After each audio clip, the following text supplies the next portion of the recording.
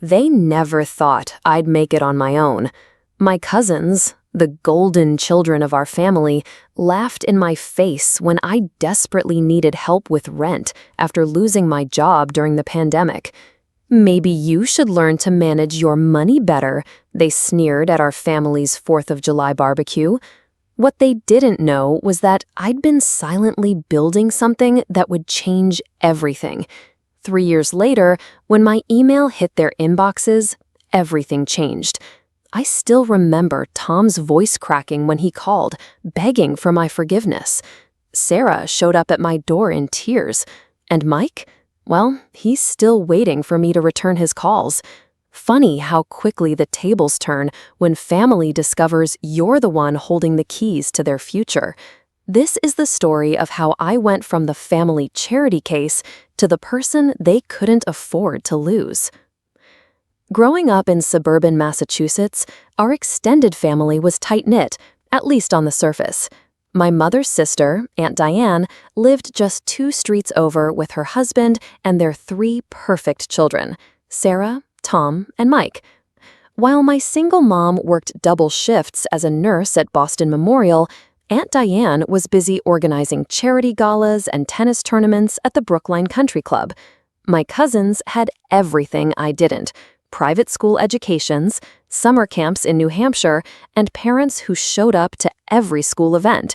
My mother tried her best, but between her grueling hospital schedule and the constant financial stress, there wasn't much left for extracurriculars or shopping trips. "You should be grateful we include you at all," Sarah once told me when I was 13, after I'd been invited to her Sweet 16 at their Beacon Hill vacation home.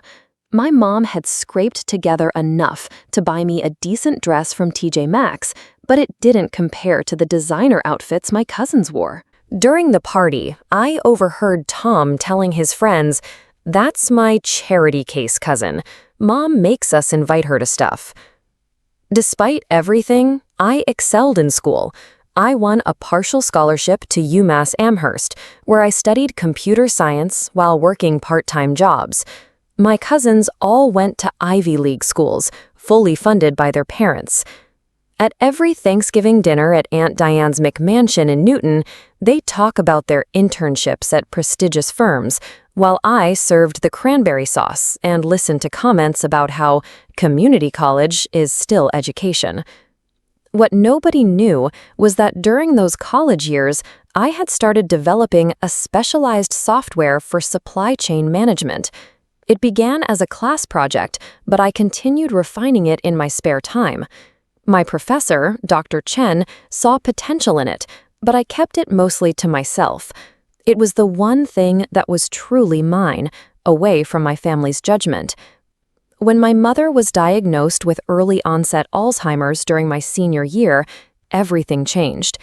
I moved back home to Quincy to care for her, putting my career aspirations on hold. The medical bills piled up quickly, and my remote coding job barely covered our expenses. My cousins, meanwhile, were thriving. Tom became an investment banker in Manhattan. Sarah landed a marketing executive position at a major firm in Boston. Mike started his own real estate development company with seed money from his parents. At every family gathering, Easter brunches at Aunt Diane's, summer cookouts at Cape Cod, Christmas Eve dinners, they'd flaunt their successes while asking patronizing questions about my little computer hobby. The grand gesture came at my mother's 60th birthday party. Aunt Diane insisted on hosting it at her country club, saying my apartment was too depressing for a celebration. As everyone raised champagne flutes, Tom announced that they had all pitched in to pay for a week of respite care for my mother, so I could finally get my life together. The way they presented it, like I was a charity case who couldn't manage without their generosity, burned deep, but I smiled and thanked them because my mother seemed pleased by the gesture. What they didn't know was that Dr. Chen had been helping me secure meetings with venture capitalists interested in my software. The secret I kept close. I was on the verge of signing a major deal that would change everything. Last July, Aunt Diane organized her annual Independence Day barbecue at her waterfront property in Hyannis. These events were mandatory attendance in our family, with relatives driving in from all over New England. I dreaded going, but Mom, having a rare good day in her cognitive decline, was excited about seeing everyone. 2 weeks before the barbecue, disaster struck. My landlord announced he was selling our building, and we had 60 days to vacate. The Boston rental market was impossible, with one-bedrooms starting at $2,500 a month. I needed first and last month's rent plus security deposit, nearly $8,000 I didn't have. My software deal was in final negotiations, but the money wouldn't come through for at least 3 months. After sleepless nights calculating and recalculating my budget, I swallowed my pride and called each of my cousins. I only needed a short-term loan to secure a new apartment for Mom and me. Their responses were variations on a theme: not a good time, having my own cash flow issues, and have you tried budgeting better? Sarah suggested I look into income-restricted housing, while Tom recommended I stop wasting money on takeout coffee. The day of the barbecue arrived with perfect New England summer weather, blue skies over Nantucket Sound, a gentle breeze carrying the scent of charcoal and saltwater. Mom was having an off day, repeatedly asking where we were going as I helped her from the car. Aunt Diane greeted us with air kisses and immediately whisked Mom away to show her the hydrangeas, leaving me to navigate the crowd alone. I made my way to the drinks table, where Mike was playing bartender, mixing craft cocktails for a group of his friends. "Well, if it isn't my favorite cousin," he said loudly enough for others to hear. "What can I get you? We've got top-shelf everything, but there's also beer in the cooler, if that's more your speed." "Just water is fine," I replied, knowing alcohol would only dull the composure I desperately needed. "Water? Come on, live a little. Though I guess when you're asking family for handouts, you should probably watch your spending," he laughed, glancing at his friends, who snickered in response. I took my water and retreated to a quiet corner of the deck, watching boats on the Sound and trying to steady my breathing. Sarah approached, designer sunglasses pushed up into her highlighted hair, white linen dress impeccably pressed. "How are things going with the apartment hunt?" she asked, her voice dripping with false concern. "I sent you some listings for studios in Dorchester. Not the safest area, but beggars can't be choosers, right?" "We need 2 bedrooms because of Mom's care needs," I said quietly. "Well, maybe it's time to consider other options for her. There are state facilities, you know. Then you could focus on getting your career on track instead of whatever it is you're doing now." My phone buzzed in my pocket, an email from Maya Patel, the lead investor for my software. I excused myself and found a quiet spot near the garage to read it. The deal was approved. The term sheet would arrive on Monday, with initial funding of $2.5 million the following week. I felt lightheaded, leaning against the wall as the reality sank in. I returned to the party just as everyone was gathering for dinner. The long tables on the lawn were set with proper linens, china, and silverware. No paper plates at Aunt Diane's events. I found Mom seated between Aunt Diane and Uncle Robert, looking confused about which fork to use. As platters of grilled lobster tails and filet mignon were passed around, Tom stood to make a toast. He spoke about family loyalty, American success stories, and the importance of self-reliance. His eyes met mine several times during his speech. "To making it on your own merits," he concluded, raising his glass. Everyone cheered.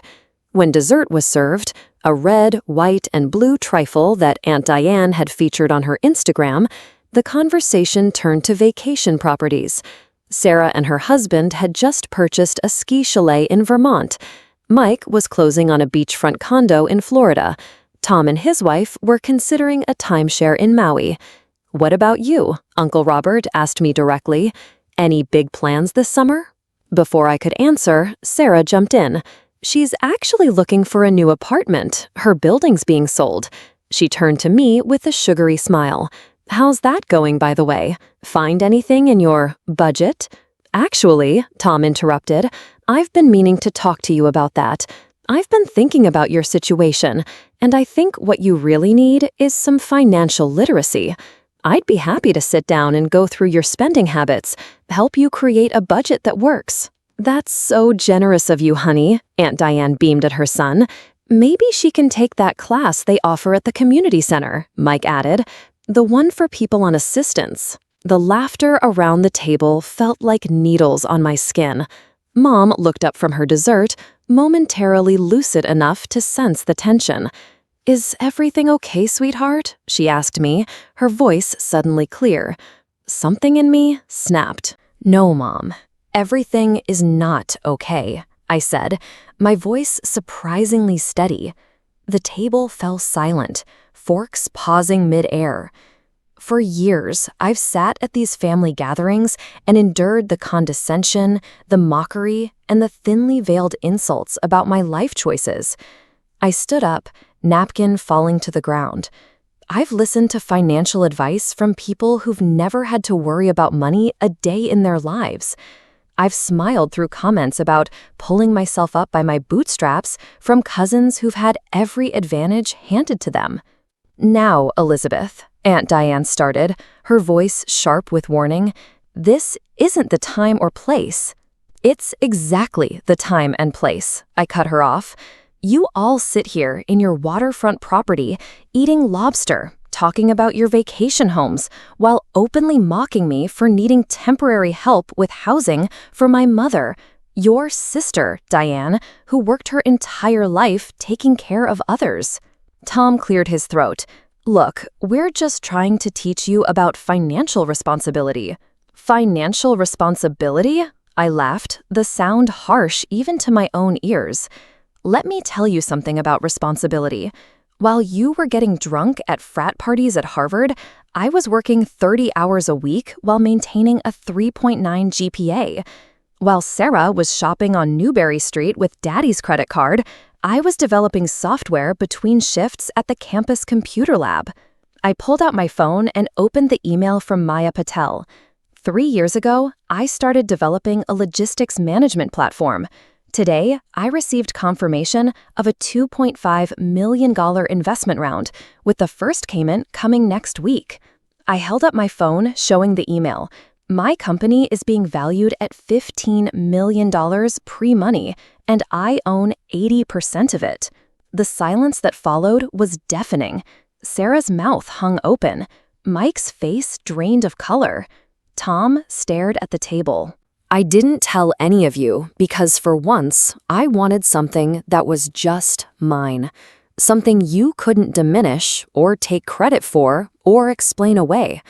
But when I needed help, just a short-term loan that I would have paid back with interest, you all chose to humiliate me instead. Uncle Robert attempted damage control. Well, this is wonderful news, Elizabeth. We always knew you had potential. No, you didn't, I said firmly. You never saw my potential. You saw a charity case, a cautionary tale to tell your children about what happens when you don't have the right connections or the right address. I turned to my cousins directly. The software I've developed is specifically designed for real estate development logistics, high-end retail supply chain management, and financial services infrastructures. The exact industries you three work in. Their expressions shifted from shock to dawning realization. Several major players in your fields have already expressed interest in implementing my system, I continued, including your direct competitors. I had planned to offer you all preferential deals, family discounts, early access. That's what family does, right? They look out for each other. I gently helped my mother to her feet. Mom, I think it's time we head home. As we walked toward the door, Aunt Diane rushed after us. Elizabeth, you're being ridiculous. You can't just leave in the middle of dinner. What will people think? I turned to face her one last time. They'll think exactly what I want them to think, that I finally stood up for myself. I helped Mom into our car and shut the door. Before leaving, I looked back at the stunned faces of my family gathered on the perfectly manicured lawn. By the way, I found a beautiful 3-bedroom apartment in Brookline, right across from the park Mom loves. I signed the lease yesterday. As we drove away, I could see them in the rearview mirror, still frozen in place, the perfect tableau of a family realizing they'd bet on the wrong horse. The aftermath was immediate and chaotic. My phone exploded with texts and calls before we even made it home from Hyannis. I silenced notifications and focused on helping Mom settle in for the night. She'd understood enough of what happened to ask, "Did you win?" as I tucked her in. "Yes, Mom," I whispered. "I think I finally did." The next morning, I had 17 voicemails, 32 text messages, and emails from all 3 cousins. I ignored them all and spent the day finalizing details with Maya about the investment. By Monday afternoon, the term sheet was signed and the first installment would be in my account by Friday, more than enough for the new apartment's deposit and to hire additional care for Mom. Sarah was the first to break. She showed up at our apartment Tuesday evening with a bouquet of flowers and a bottle of champagne. Her eyes were puffy from crying, her typically perfect hair pulled back in a messy ponytail. "I know you probably don't want to see me," she began when I opened the door. I wouldn't want to see me either. I let her in, but didn't offer to take her coat. She stood awkwardly in our small living room, taking in the half-packed boxes. "I've been thinking about what you said," she continued, "about how we treated you, about how I treated you." She placed the flowers on the coffee table. "I was horrible to you, not just at the barbecue, but for years. I don't even know why exactly. Maybe I was jealous." "Jealous? Of what?" I asked, genuinely confused. "Of how smart you are, how hard you work, how much Grandma always admired you." She wiped at her eyes. "I've always had to buy people's approval. You just earned it." Our conversation lasted hours. I signed the lease yesterday. As we drove away, I could see them in the rearview mirror, still frozen in place, the perfect tableau of a family realizing they'd bet on the wrong horse. The aftermath was immediate and chaotic. My phone exploded with texts and calls before we even made it home from Hyannis. I silenced notifications and focused on helping Mom settle in for the night. She'd understood enough of what happened to ask, "Did you win?" as I tucked her in. "Yes, Mom," I whispered. "I think I finally did." The next morning, I had 17 voicemails, 32 text messages, and emails from all 3 cousins. I ignored them all and spent the day finalizing details with Maya about the investment. By Monday afternoon, the term sheet was signed and the first installment would be in my account by Friday, more than enough for the new apartment's deposit and to hire additional care for Mom. Sarah was the first to break. She showed up at our apartment Tuesday evening with a bouquet of flowers and a bottle of champagne. Her eyes were puffy from crying, her typically perfect hair pulled back in a messy ponytail. "I know you probably don't want to see me," she began when I opened the door. I wouldn't want to see me either. I let her in, but didn't offer to take her coat. She stood awkwardly in our small living room, taking in the half-packed boxes. "I've been thinking about what you said," she continued, "about how we treated you, about how I treated you." She placed the flowers on the coffee table. "I was horrible to you, not just at the barbecue, but for years. I don't even know why exactly. Maybe I was jealous." "Jealous? Of what?" I asked, genuinely confused. "Of how smart you are, how hard you work, how much Grandma always admired you." She wiped at her eyes. "I've always had to buy people's approval. You just earned it." Our conversation lasted hours. She was waiting at a corner table, looking older than I remembered. "Michael's in trouble," she said without preamble. "His development company is failing. He overextended on a project in Somerville, and his investors are pulling out." "And you want me to bail him out?" I stated flatly. "No," she surprised me. "I want you to talk to him. He respects you now after what happened. He won't listen to us.